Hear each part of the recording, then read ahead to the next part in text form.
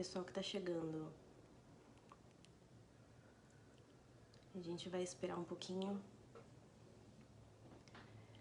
o pessoal entrar. E aí a gente já começa com o tema de hoje, que é tabu, é polêmico. Mas tem bastante informação hoje, tem muita coisa pra falar hoje. Eu vou tentar não falar muito, durante muito tempo, mas tem bastante coisa. Deixa eu avisar desde já.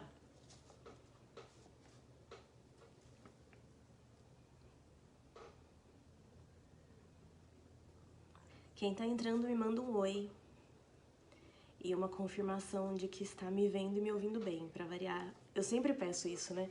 Mas só pra ter certeza que tá tudo bem com a minha internet e com o meu celular. Então me fala se tá me vendo bem e me ouvindo bem.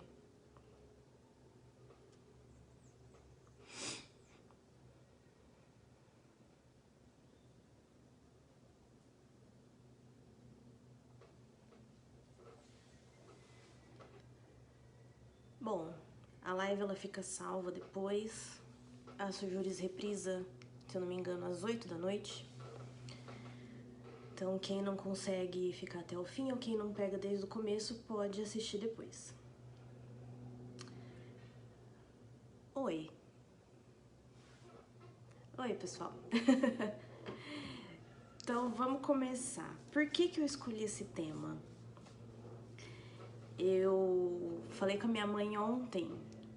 Falei pra ela, a live de amanhã vai ser sobre morte. Aí ela, ai, credo. E é justamente por isso que eu escolhi esse tema. Porque é tabu ainda. A gente não pode falar sobre isso.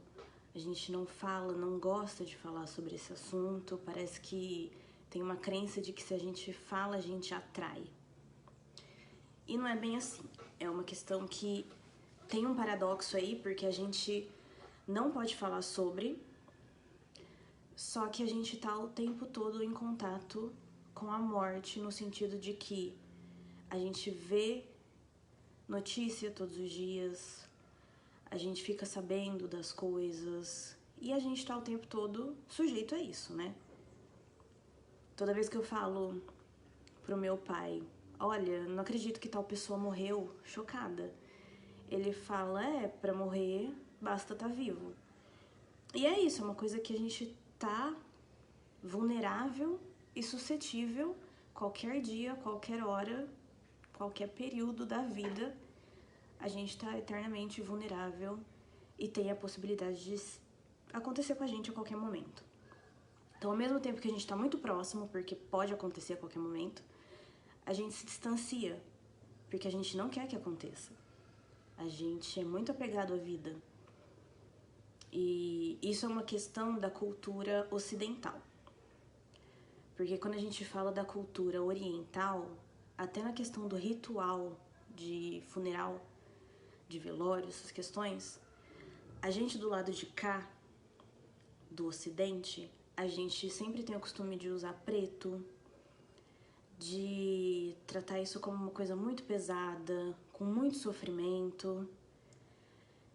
E no Oriente, eles sempre encaram isso como se fosse uma celebração da vida dessa pessoa. Eles usam branco, eles não usam preto no Oriente, não usam roupa preta no Oriente nessa situação. Então a gente pode pensar que o branco é a cor que reflete todas as cores e o preto é a cor que absorve todas as cores. E eu acredito que isso está muito interligado em como a gente é muito apegado à vida, tanto a nossa quanto a dos outros. E como a gente tem dificuldade de deixar ir, de soltar e de aceitar que ali se encerra um ciclo, né? Então, a morte é a única coisa que a gente já nasce sabendo. Nasce sabendo entre aspas, né? Porque a gente não nasce sabendo nada. Mas a gente sabe desde sempre que essa hora vai chegar. Que todo mundo vai morrer, que a gente vai morrer. E a única certeza que a gente tem na vida. E mesmo assim, quando chega a hora da pessoa que a gente gosta, das pessoas que a gente gosta, a gente sempre sofre e fica em choque, não acredita, como se não fosse acontecer com a gente, como se não fosse acontecer com quem é próximo a gente. E a gente, mesmo sabendo que todo mundo vai morrer, a gente ainda tem muita dificuldade de lidar quando chega a hora. A gente precisa encarar a vida como um ciclo. É uma fase. Então tem começo, meio e fim. Então, a gente precisa compreender cada fase da vida. A vida ela é feita de fases. Então, a gente tem a fase da primeira infância, a gente tem a fase da escola, a gente tem a fase da faculdade, do trabalho, repleto de fases. E essa é mais uma, que faz parte. E, ao longo da vida, a gente vai se deparando com uma série de perdas. Então, hoje eu vou falar sobre luto, sim. Só que eu quero que vocês entendam que o luto, ele acontece sempre quando tem uma perda. Não precisa ser necessariamente a morte. Então, perda de relacionamento, perda de trabalho, perda de amizades, qualquer tipo de perda, a gente sempre passa por um luto. Pessoal que tá chegando agora, vi que entrou bastante gente agora de repente, sejam muito bem-vindos. Comecei falando um pouquinho, mas como acho que vocês sabem, a Sojures deixa a live salva e coloca no YouTube, reprisa às 8 da noite, então vocês podem pegar o comecinho depois que acabar, tá bom? Então, a gente perde pessoas, a gente perde projetos, principalmente, gente, nesse momento que a gente tá passando. Então, a gente tá passando por uma pandemia, por um isolamento social. Quantas pessoas não tinham planos para esse ano? Casamento, formatura, viagens. E, de certa forma, a gente tá passando por um luto. Essa pandemia, ela trouxe isso pra gente. A gente perdeu muitas coisas, a sensação de perda, de que algo realmente morreu, e a gente tá tendo que elaborar o luto das perdas que a gente teve. Então, tem um autor, que eu gostei bastante dessa frase, aliás, quando eu tava pesquisando, que ele fala que a perda por morte é a grande e última perda. É grande porque há várias perdas adjacentes, então além de você perder, você perde várias outras coisinhas em volta. E a última porque não é possível reaver aquilo que foi perdido. Então, você perde uma pessoa para a morte, é a última coisa que você vai perder daquela pessoa. Não tem mais o que você perder. E a morte, ela provoca rupturas muito profundas na gente. Então, são quebras de elos e de relacionamentos que são muito profundas. E isso faz com que a gente tenha que se esforçar muito para conseguir ajustar a nossa vida depois da morte. Então a gente tem que reorganizar tudo, porque a morte ela causa uma desorganização mental, social, emocional, de várias formas no indivíduo. Então, quando alguém passa por essa ruptura, a pessoa fica completamente desorganizada, então é muito comum que ela passe a ficar mais confusa, que ela fique perdida, sabe, aérea, sem saber o que fazer. Porque teve uma quebra, um choque abrupto. E aí, o luto, ele vem para ajudar a pessoa a se reorganizar nesse espaço. Então, veio a morte, causou uma desorganização, e vem o luto para ajudar a pessoa a se organizar de novo e conseguir tocar a vida para frente. Então, durante esse estado de dor que a pessoa está sentindo, esse estado doloroso pós-morte, é muito comum que elas tenham a sensação de que nada e nem ninguém vai preencher esse espaço. Muito comum e tá tudo bem. De fato, nada e nem ninguém vai preencher espaço nenhum. Cada pessoa, cada coisa, cada projeto, qualquer coisa que você tenha perdido, tem um espaço único na sua vida. Isso nunca vai ser substituído. Nunca. Pode, claro, vir outras pessoas. Pode, falando agora de outros tipos de perda. Você pode arrumar um outro emprego, você pode ter outros amigos. Só que nada vai substituir aquilo que você teve, porque cada experiência é uma, né? É única. Então tem mesmo essa sensação de que nada vai preencher. E de fato, não vai acontecer mesmo. Nada pode ser substituído nessa vida. E aí, falando um pouquinho de questões dentro da psicologia. Não sei se vocês conhecem, acho que sim, Freud, né? Pai da psicanálise. Ele define o luto como uma perda de um elo entre uma pessoa e o seu objeto. Quando eu falo de objeto, eu falo tanto de pessoas quanto de outras situações. Como eu já falei, trabalho, relacionamento, qualquer coisa. Então, o luto, como eu falei no começo, ele acontece em qualquer tipo de perda, não só na morte. E aí o Freud ele classifica 2 caminhos que o luto pode tomar. Tem o primeiro, que as pessoas elas vivenciam o luto logo que a perda acontece. Então uma pessoa morreu e a pessoa começa a já viver o luto logo após a morte. E tem um outro tipo que na realidade não é um luto, é uma melancolia, que a pessoa começa endeusar e idolatrar demais aquele que já morreu, e aí começa a cair num estado melancólico. E esse é o preocupante, porque a pessoa pode endeusar demais, colocar a pessoa que morreu num pedestal, e isso gera uma confusão no mundo interno dela. Então foi uma pessoa muito boa, uma pessoa perfeita que partiu, e ela tem mais dificuldade ainda de lidar com isso. Então são os 2 caminhos do luto, o luto e a melancolia. E quando a gente fala de luto, a gente não pode encarar isso como uma condição patológica. O luto não é doença, o luto não deve ser levado ao médico. Você não chega pro médico e fala, nossa, eu preciso tomar um remédio porque eu estou de luto. O luto é uma reação normal do ser humano e deve ser vivida, experienciada completamente. Então, o que a gente não deve fazer com qualquer pessoa que está de luto é falar para ela parar de viver o luto. Ela não deve parar. Porque se o luto ajuda a pessoa a elaborar a perda, ela tem que passar por isso para ela ficar bem. E é curioso que o luto ele não tem uma organização.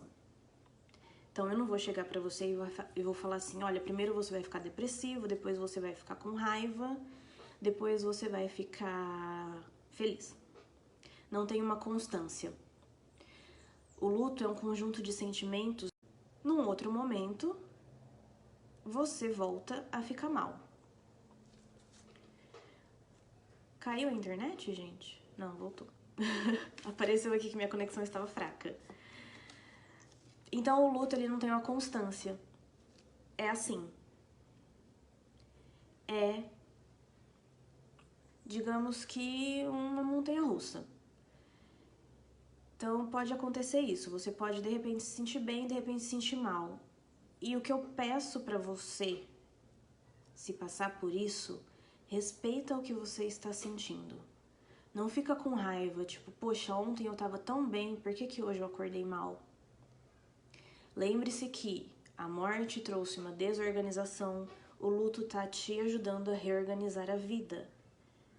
E nesse processo de reorganização, pode ser que aconteça uma baguncinha de novo. Então vai ser difícil, vai ser instável, vai exigir um esforço aí. E aí, qual que é a diferença então, que eu tava falando de luto e melancolia, né? No luto, a pessoa ela tem uma perda de interesse pelo mundo externo. A melancolia, ela mexe muito mais com o mundo interno da pessoa. Então, um sintoma que tem na melancolia que não tem no luto, pra gente poder diferenciar bem, é que a melancolia ela traz uma queda brusca na autoestima. Lembra que eu falei dos 2 caminhos do luto, que um é o luto comum e o outro é o que a pessoa começa a endeusar demais, idealizar demais a pessoa que morreu? Se ela idealiza demais alguém, a autoestima dela cai. e aí ela entra no estado melancólico. Então a melancolia ela tá muito mais ligada com o mundo interno de cada pessoa. E aí você pode me perguntar, necessariamente uma pessoa que passa por uma morte, uma pessoa que vê a outra morrer, ela vai desenvolver necessariamente um transtorno psicológico, uma depressão, uma ansiedade? Não. Não necessariamente. Depende muito de como a pessoa lida com a questão da perda, não necessariamente da morte, mas de perder as coisas e as experiências que ela teve na vida dela. Então, a gente sempre usa esse exemplo na psicologia. Podem ser irmãos gêmeos, criados na mesma casa, do mesmo jeito, pelos mesmos pais, a mesma coisa. Eles podem reagir de forma diferente frente à morte. Porque cada um vê o mundo de uma forma. Mesmo que estejam ali, no mesmo ambiente, educados da mesma forma, tem a questão de personalidade que é individual. Então, cada pessoa, ela vai encarar isso de um jeito e vivenciar o luto do jeito dela. Porque é algo muito individual e depende da personalidade de cada pessoa. Então, eu posso falar pra vocês que quem passa pelo luto pode desenvolver ansiedade, depressão, pode ficar triste, pode ficar com raiva. Pode. Não significa que vai. Tem gente que não sente nada disso, que sente outras coisas, que sente vazio, que sente desamparo. É muito específico de cada pessoa. Não sei se vocês já passaram por isso, ouviram alguém passar por isso, da pessoa rir, começar a dar risada em velório. Do nada. Não tava acontecendo, não tava contando uma piada, nada disso. Mas a pessoa recebeu uma notícia da morte e ela começa a rir. É uma reação, não é comum, digamos assim, não é com todo mundo que acontece, mas acaba sendo um pouco normal. Essa risada, ela vem do desespero. Então a expressão rindo de desespero de fato existe. Já aconteceu comigo uma vez, quando eu derrubei o celular do meu namorado de uma altura considerável. É que você não fica sem saber o que fazer. E aí você ri, o seu corpo ele expressa, ele tem essa reação que é catártica para liberar energia e você começa a dar risada, não é porque necessariamente é engraçado. Então cada pessoa vai reagir de uma forma. Tem gente que chora, tem gente que fica com raiva, enfim, vou falar mais dos sintomas depois. E o luto ele também pode ser definido como um conjunto de reações diante do desconhecido, o que pode gerar ansiedade. Por quê? Vamos devagar. A pessoa morre. O que acontece depois? A gente não sabe. Não tô entrando aqui em questões de religião, religiosidade, nada disso. Cada um acredita no que quer. Mas fica aquela questão no ar. E agora? O que vai acontecer daqui pra frente? Essa pessoa está onde? Existe vida após a morte? Espírito, alma, corpo? Começa a gerar um questionamento de você não saber o que está acontecendo com aquela pessoa. E isso gera a ansiedade. Então, muitas pessoas durante o luto podem apresentar sim sintomas de ansiedade, além dos sintomas de depressão. Outro sintoma comum é sentir raiva. E aí pode ser raiva. Vamos pensar numa pessoa que estava doente, que estava internada, que passou por uma cirurgia. Pode ser raiva do médico, da equipe médica no geral. Pode ser raiva da própria pessoa que morreu. Então pode ser raiva, ela pode sentir raiva do causador desse sofrimento. Causador entre aspas. Óbvio. Porque a pessoa não fez de propósito. Vou causar essa dor em você. Mas a pessoa ela pode sentir essa raiva. Então, poxa, por que me deixou aqui sozinho? Por que foi e não me levou? Ou então é uma pessoa que não se cuidava, não cuidava da saúde. Por que não fez as coisas para se cuidar? Porque a gente pode controlar o que a gente come, se a gente fuma, se a gente bebe, a forma como a gente leva a nossa vida, se a gente vai dirigir com cuidado, se a gente vai dirigir de forma imprudente, mas a gente não pode controlar isso pelo outro. E a falta de controle, a perda de poder, é o que causa essa raiva da pessoa que morreu. E falando em perda de poder, a morte ela causa também uma sensação de impotência, de não poder fazer nada pelo outro. Porque, como eu falei, a gente pode controlar aquilo que a gente faz da nossa vida. Então, a gente pode controlar se a gente vai levar uma vida saudável. Vamos falar de questões de saúde, coisas que estão no nosso controle. Porque, de fato, às vezes pode acontecer um acidente que não foi nossa culpa. Acontece. Mas do outro, a gente não tem controle. A gente não tem o poder de obrigar a pessoa a se cuidar. A gente não pode obrigar a pessoa a dirigir devagar. Então, a gente pode sentir, além de raiva, culpa. Porque, como a morte ela causa essa desorganização mental, a pessoa pode sentir culpa de achar realmente que ela foi culpada pela morte da outra pessoa, que podia ter algo que ela podia ter feito e não fez para poupar essa pessoa. Então, sentimentos comuns que a gente já falou: depressão, ansiedade, raiva e culpa, certo?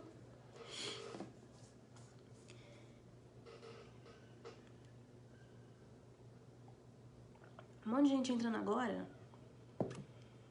Tô vendo vocês. Continuando.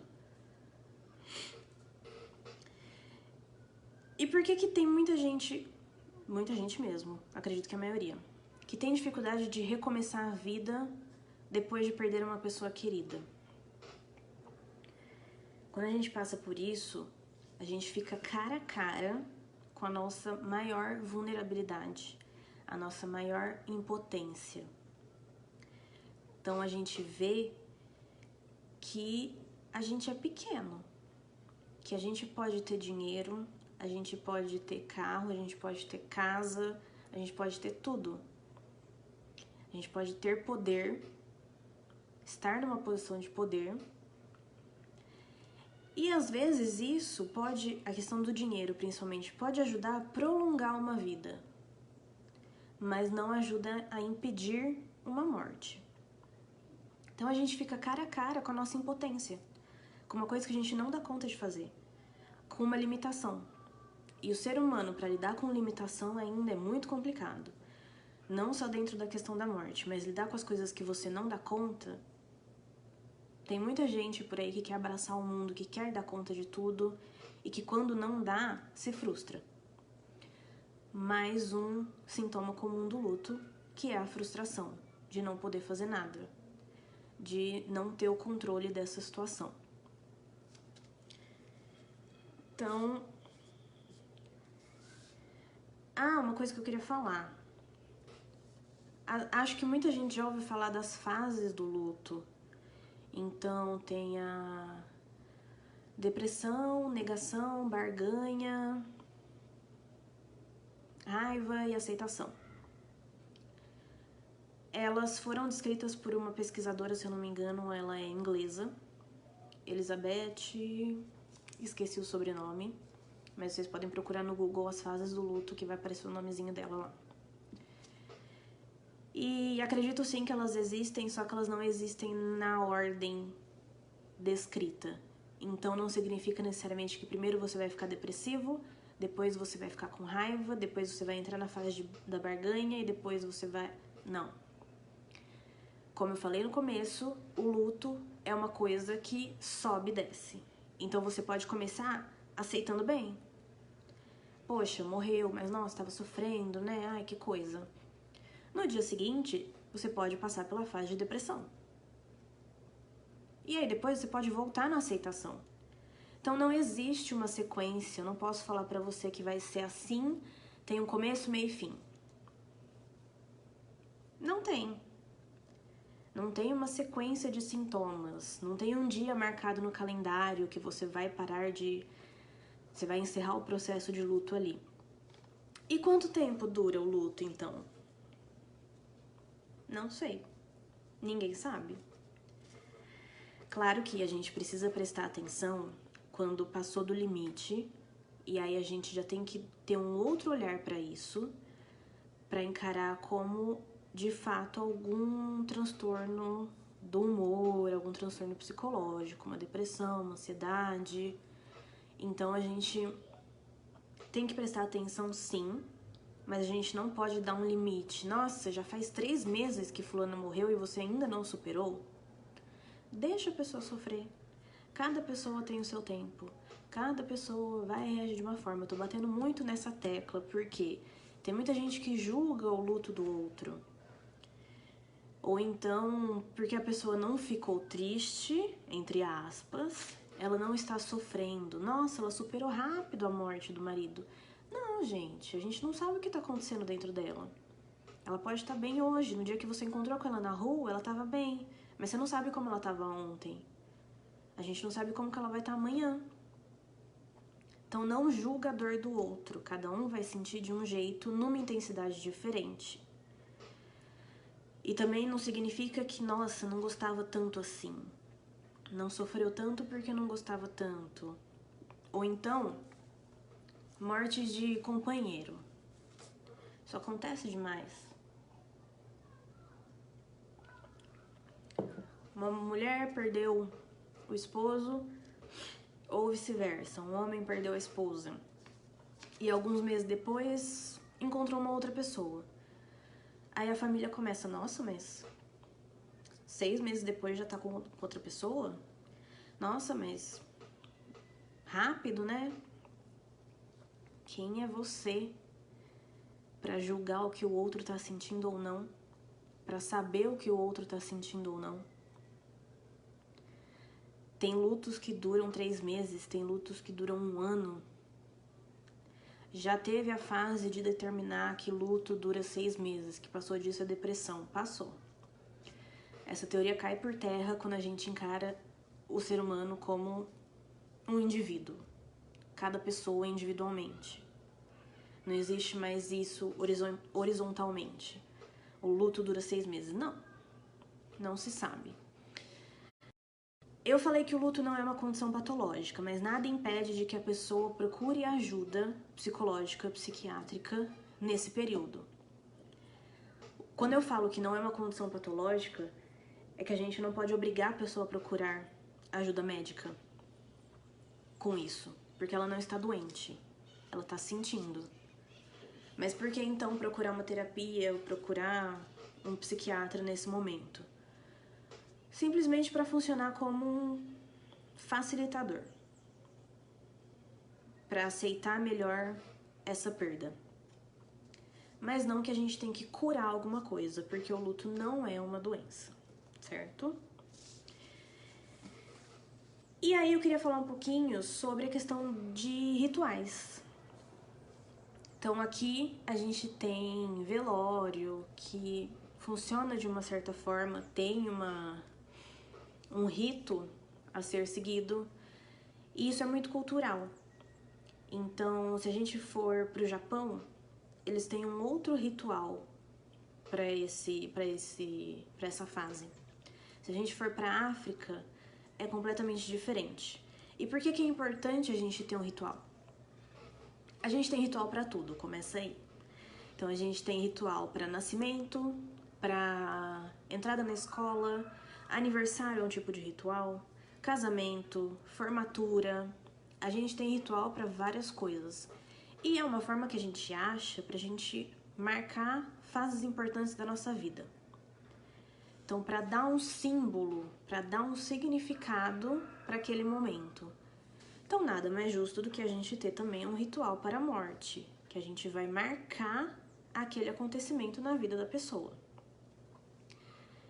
Então, a gente percebe que culturalmente todas as fases da vida precisam ser marcadas para dar realmente como se a gente fosse marcar, sabe, um cimento úmido, e aí a gente coloca a mão no cimento e aí ele seca. Isso é o ritual, porque toda vez que a gente olhar, a gente vai lembrar daquilo. Então a gente vai lembrar do casamento, a gente vai lembrar da formatura e a gente vai lembrar da morte. E também ajuda a pessoa a elaborar de fato a morte. Então, entender que, ok, a pessoa morreu. Ajuda a pessoa a compreender mais o que está acontecendo. E aí, um convite para vocês pensarem aqui. A gente tá aí na época da pandemia, coronavírus, tudo mais. E as pessoas que morrem de coronavírus estão morrendo sozinhas.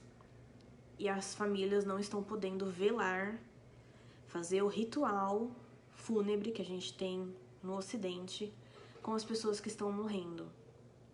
E isso me preocupa porque como é importante a gente marcar as fases para a gente elaborar a perda, essas pessoas vão ter mais dificuldade para elaborar essas perdas por conta da falta de ritual.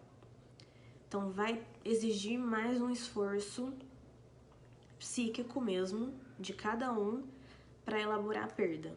Isso é uma coisa que eu fiquei pensando ontem, fiquei meio preocupada com as pessoas que estão perdendo familiares pro coronavírus e não estão podendo fazer o velório, enterrar e ter todo o ritual simbólico que é tão importante pra gente. O velório, o ritual, ele também pode ser considerado como um rito de separação. A gente elaborar... Nossa, ficou claro aqui de repente, né, gente? Saiu o sol aqui.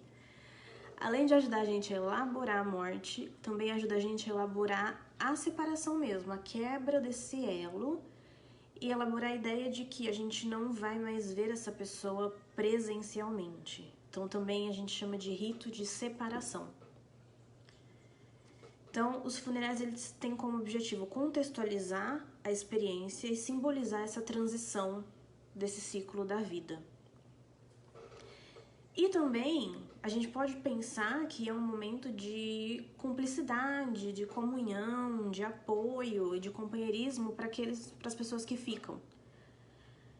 Então é importante ter esse momento de apoio também para quem fica.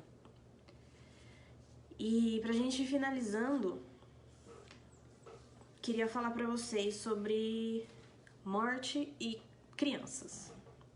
Porque como acho que a maioria que sabe, eu sou psicóloga de crianças e adolescentes. E o que eu vejo bastante? Mãe que não dá conta de contar pros filhos que a avó morreu, que o avô morreu, que o pai morreu também. E a minha dica é, tudo bem. Peça ajuda pra alguém que dê conta. É muito comum isso acontecer. E tá tudo bem você não conseguir falar pro seu filho que ele perdeu uma pessoa importante. Mas a dica principal, a mais importante eu acho, gente, não mente pra criança. Não fala que a vovó foi viajar. Não fala que o papai vai voltar um dia. A criança percebe que tem algo errado. Mesmo que você não fale para ela diretamente, ela percebe, porque ela vê uma movimentação diferente, ela vê reações, ela vê pessoas chorando. Você acha mesmo que a criança acredita que a avó foi viajar? Acho que não. E aí depois, como que você vai explicar que a avó não voltou? Que o avô não voltou? Ah, foi viajar, sem contar que causa uma sensação de abandono, né, gente? Se você fala pra criança, então, o papai foi viajar, e o papai não volta, o que essa criança vai pensar? Que o papai foi embora, largou ela lá sozinha, nem se despediu. Então, lidar com isso futuramente vai ser muito mais complicado. Então, seja sincero. Fala pra criança o que aconteceu. Claro que depende muito da faixa etária de cada criança. Crianças que têm o pensamento mais abstrato, ou seja, crianças mais velhas, ali nos 7, 8, a partir dos 8, vai. Você consegue chegar pra ela e ter uma conversa sobre morte. Mas uma criança de 3 anos é mais fácil você usar metáforas. A metáfora mais comum, vovó, vovô, papai, mamãe, virou uma estrelinha. Tudo bem, use metáforas, mas não conte mentiras para as crianças, certo? Gente, por hoje é só. Eu espero que não tenha ficado muito pesado, porque como eu falei, esse tema ainda é tabu, mas eu acho que a gente precisa falar sim, porque é uma coisa que vai acontecer com a gente sabe, mesmo assim a gente tenta fingir que não existe, que não vai acontecer, ninguém fala sobre isso, ninguém encara de frente. A gente tem uma questão muito séria de apego aí, né? Então acho que sim, a gente precisa falar sobre isso. Eu acho que cada vez a gente tem falado menos. Eu acho isso muito complicado para o nosso psicológico, porque cada vez a gente ignora mais a questão da morte e quando chega, obviamente, a gente não vai saber lidar. Então, falem sim, sintam sim, sofram, chorem, procurem ajuda se vocês sentirem necessidade. Se sente que não vai dar conta sozinho, pede ajuda, seja profissional, seja para a família. E se você conhece alguém que está passando por isso, de novo, não julgue a pessoa que está sofrendo. Não julgue a dor da outra pessoa, o luto da outra pessoa. Deixa que ela sinta da forma dela. Certo? Eu espero que vocês tenham gostado.